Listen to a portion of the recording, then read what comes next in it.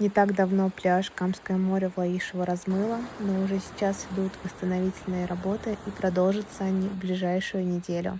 Но для посещения по-прежнему доступна набережная и прогулочная зона.